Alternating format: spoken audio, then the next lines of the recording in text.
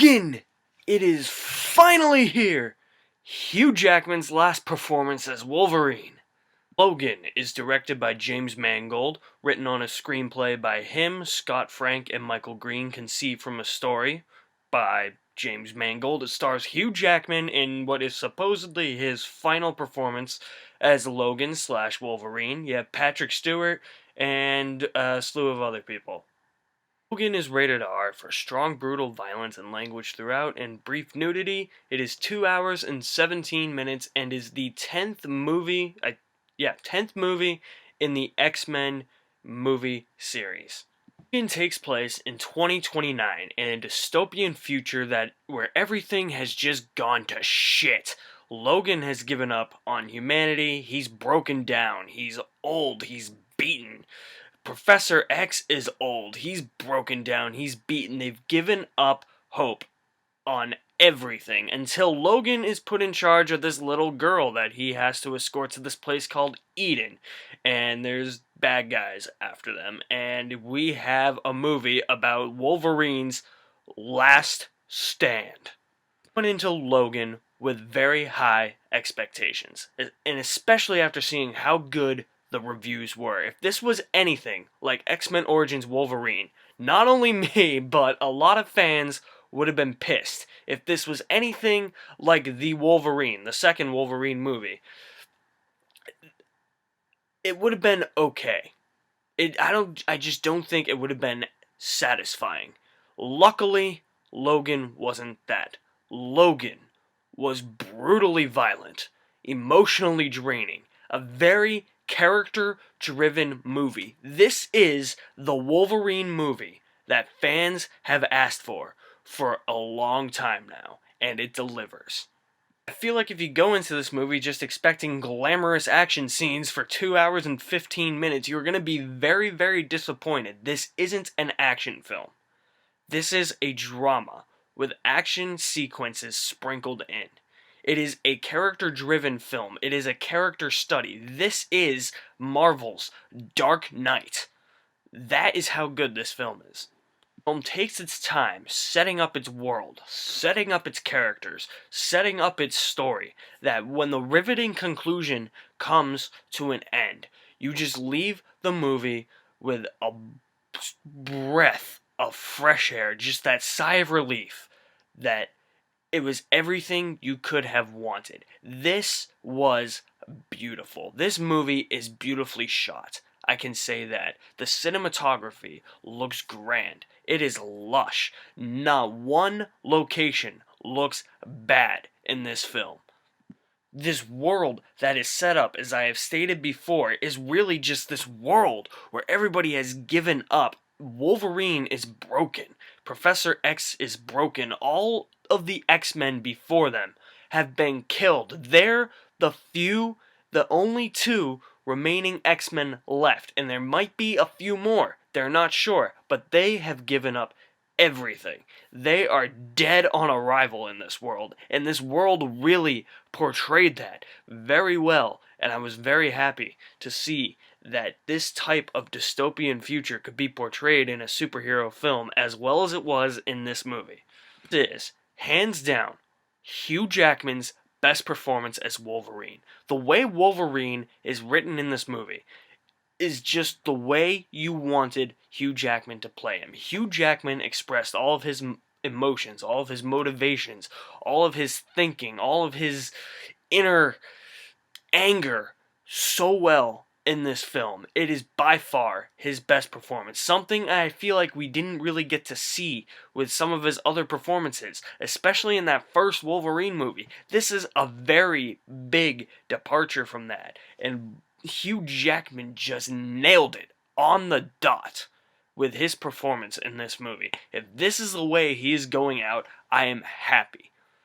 It's really Wolverine at his most vulnerable. You've never seen him this weak in an X-Men movie before. It was weird, but at the same time, it was just kind of refreshing. Because if you're adapting the Old Man Logan storyline, you have to show how Logan is aging, how his healing factor is faltering, how he's just old and decrepit and broken down. This is what Hugh Jackman portrays so well in this film. Really love Wolverine and Professor X's relationship in this movie. It's kind of like a love me, hate me relationship, but you know that they care for each other. This is where the characterization for the movie really comes in, and it really hammers home. This is where the movie has layers, it has depth, stuff you didn't think that this movie would have, but it does, because it's awesome. This is a film that is character driven. We get enough character backstory within the first few minutes of this film. You find out where Logan is, where he is emotionally and mentally and physically in his life in the first few minutes of this movie. Same with Professor X. And then you have the little girl, Laura. Oh my god. Holy shit. Sequences with this little girl named Laura were riveting. There was this sense of mystery to her character. You had no idea what she was going to do next. She had great motivation. She wanted to get to this safe haven, and she needed Logan to help her get to this safe haven. That is how good this little girl was. Usually when there's little kids in films, it sucks, but this little girl nailed it right on the ball. Riveting. Every scene with her was awesome. From a violence standpoint, this movie really does not hold back. It earns the R rating. In the first scene of this film, you know what type of movie you are in for. This is by far the most violent X-Men movie. Yes, more violent than Deadpool. That is saying a lot. It is brutally ferocious, violent, savage. It is just insane.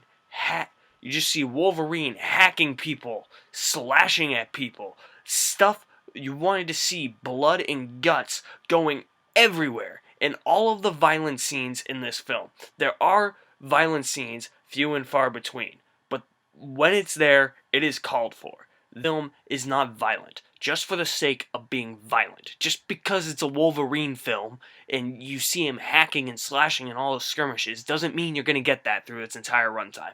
This is a film that puts its characters and its story first and foremost above everything, including the violence. And the violence is just an element to help propel the story along and create tension in those scenes that need the tension, that feel like there's a threat coming, where something looks like it could be intimidating. That is the type of violence you get in this film, and it really pays off in a film like this. It is brutal, it is bloody, it is graphic, but it works.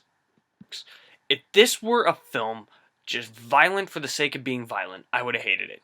There would have literally been no depth to that. There's no depth to any film that's like that.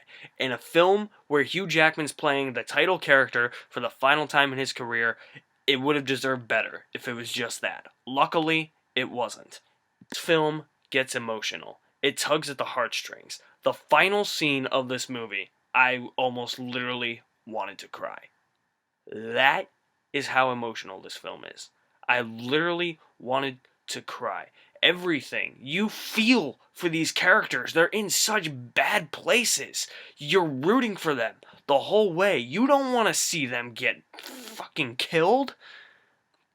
This is the type of film that feels like it's a western. It's a western set in a dystopian future with characters that care not only about themselves but about others as well. And even though they may not show it, you can tell deep below that they feel it. That is the kind of emotion that resonates from this film. And that is why this film is so riveting, so thrilling, so edge of your seat, even in the scenes where it's slow, which is mostly the middle of the film. The middle of the film is slow, I will say that. But that's with all the character building. You get a lot of emotions in the second act. You get a lot of character building in that second act. It really leads to a great finale with a great payoff and a good send-off to Hugh Jackman. Logan is just brutal. It is dark in tone. No one is in a good place. You have some really well-written characters with emotions that pull at your heartstrings, with violence that is brutal, bloody, graphic, and which resonates with the audience because it tells you what type of film this is going to be, and it's the film fans have asked for. I don't usually do this with films. Very rarely will I ever do this. Right now, I'm going to give Logan a score. And like I said, it's not a score that you should ever get used to. It's very rare that I am going to give this score to a lot of films. I am going to give Logan a perfect score of a 10 out of 10.